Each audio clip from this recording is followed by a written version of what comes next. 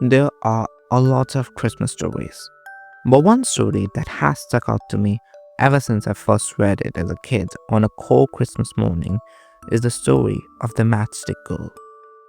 Now, most of you, I think, are familiar with this story. It's a tale about a poor girl who was trying to sell matchsticks on the cold night of Christmas Eve. But, unfortunately, despite her great efforts, she couldn't sell a single matchstick. While trying, she runs into an accident and loses her shoes. As night starts to get tense and people start to retreat to their homes, she is left alone on a cold night, barefoot and without proper clothing to keep her warm.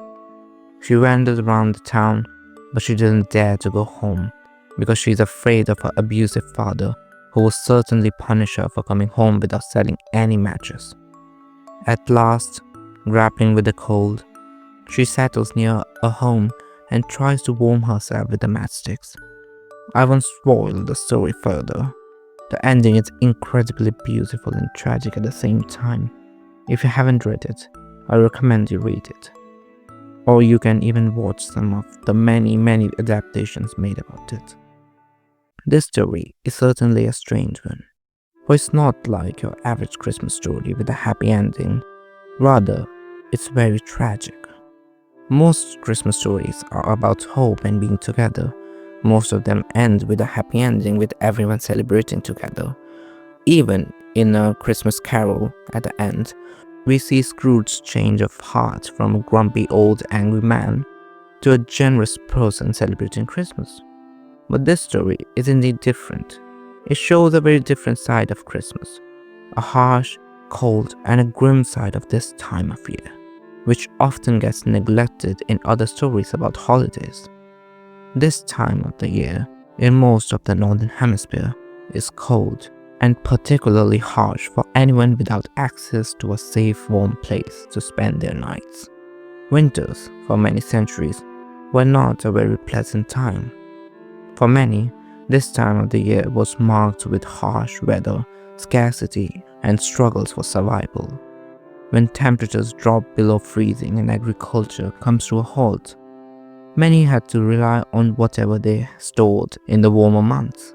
In case of a failed harvest, winter was a season of starvation.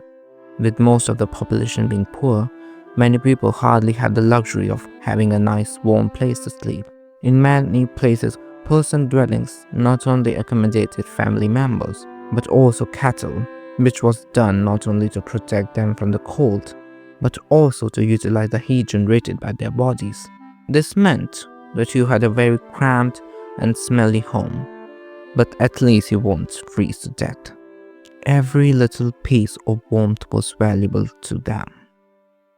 It's no wonder then why winter is associated with death.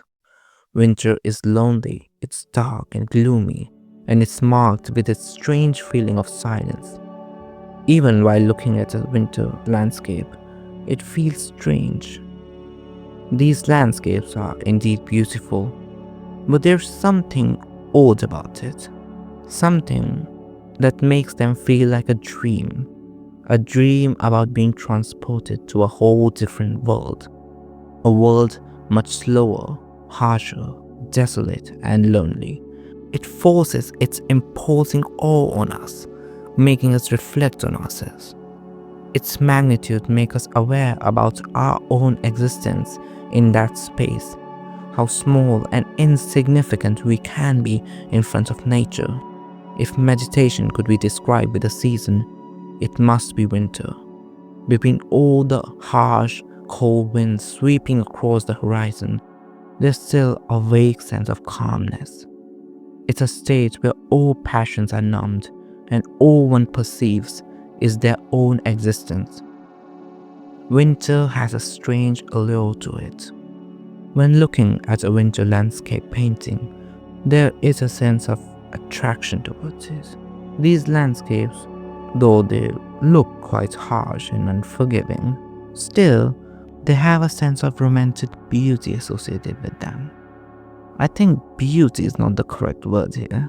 Rather, what they represent is sublime. Beauty has an order to it. It's soft, ordered, comprehensible, and it's something that one feels comfortable holding. Sublimity, on the other hand, is chaotic, messy, and incomprehensible. One feels small and powerless in front of it. But it also makes one amazed by its scale. These landscapes invoke this feeling. They make things feel grand, they heighten tension and create mystery to them. It is quite strange that why do these landscapes have such an immense attraction to them? These places of isolation hold much attraction and allure to them, as much as they have their dangers. One can get trapped and forget where they are going.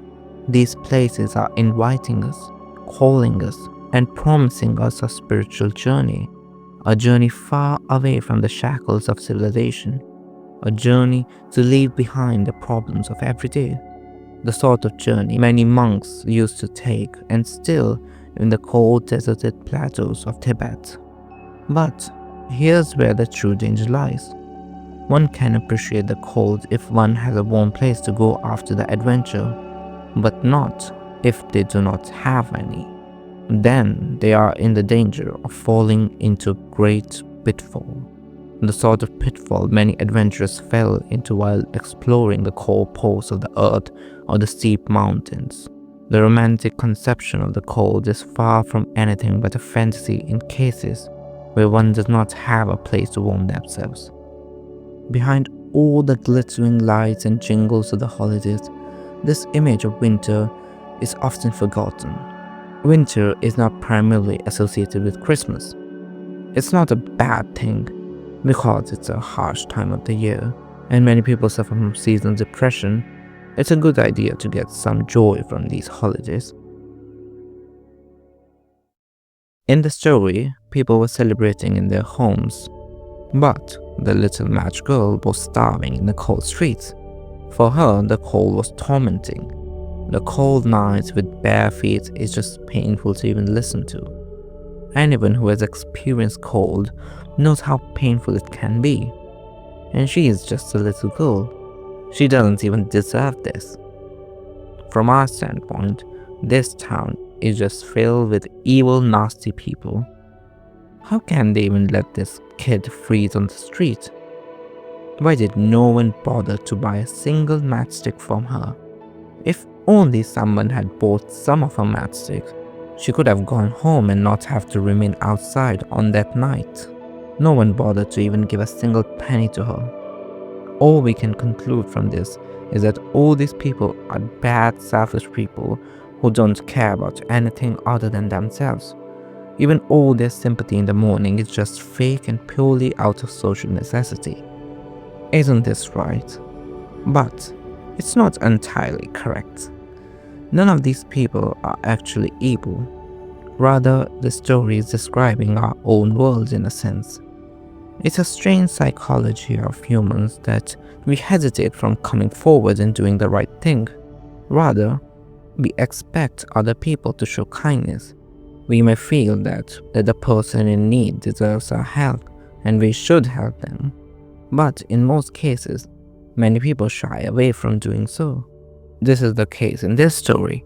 Most of the people must have felt bad for that little girl, but they were busy in their own lives. They had to go and be with their families. It's not their fault that she is suffering. I think to properly understand this, you have to look at what empathy is. Empathy, in simple terms, is about feeling somebody else's experience, kind of like putting yourself in somebody else's shoes. To see from their viewpoint, to feel how they might be feeling, and think about how we may feel if we were in that same situation as them. Empathy then would be to try to feel the same way as that little girl was feeling, to see ourselves in the place of that little girl. But philosopher Edith Stein rejects this conception of empathy, that it is somehow experiencing someone else's experience. Rather, for her, empathy is the basic experience of the other. In her words, it is the experience of foreign consciousness in general. Empathy makes us become conscious about others in the world. It's not about feeling the same way as the other, but rather it's through empathy that we become aware of the other person. For her, we become aware of other people through empathy. The feelings we feel for the other person, like pain or joy, are not our own feelings, but we experience them as their pain or joy. To understand this, let's take a simple example. Let's say I'm sitting in a room and thinking about a sweet memory from my childhood.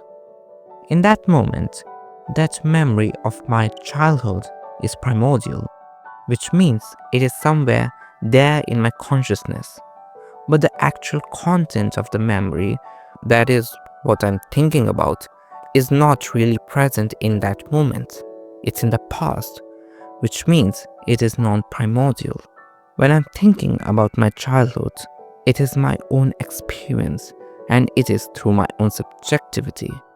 But in the case of empathy, the experience I'm trying to feel is not my own, but in empathy, I don't experience my own experience, rather it's the experience of the other person. This means that it's a primordial experience of the other which I'm experiencing as non-primordial. It's not a direct experience of that person, the direct happiness or the direct pain which I'm experiencing, but it is the experience of the other, a feeling of joy or pain of the other, not the feeling like joy or pain of oneself.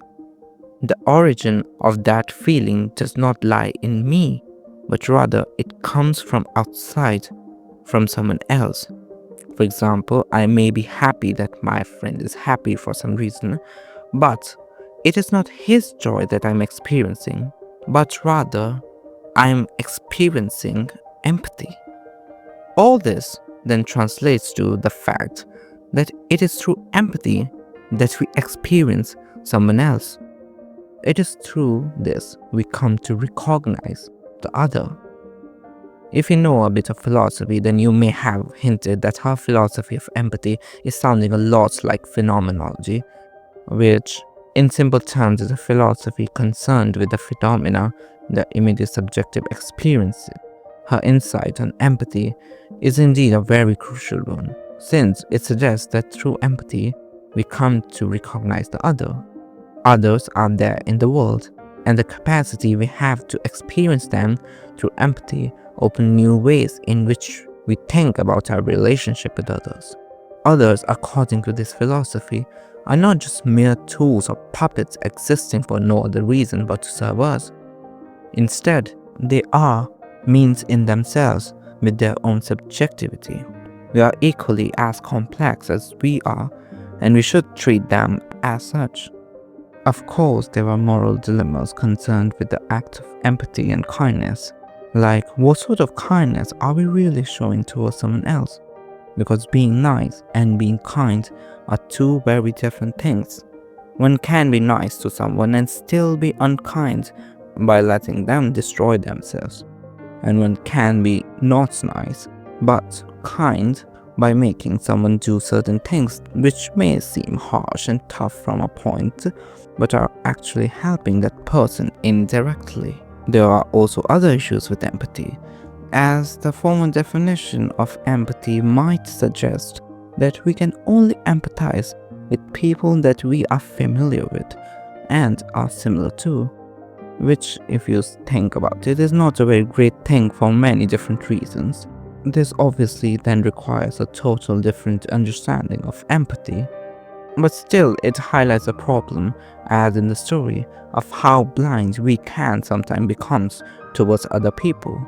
We can get so absorbed in our lives that we forget that there are other people in the world as well. Holidays are not just about being happy alone. We forget that one can only be truly happy if others around them are also happy. True happiness is about showing kindness to others, and kindness is not really that hard. Sometimes, even a small gesture of kindness can mean a lot to someone. Just like in the story, Small acts of kindness can save someone's life. If only someone would have stopped and helped her a bit, she may not have to die alone in the cold street. Kindness is not that hard. It never is. All it takes are some warm, kind words and a smile.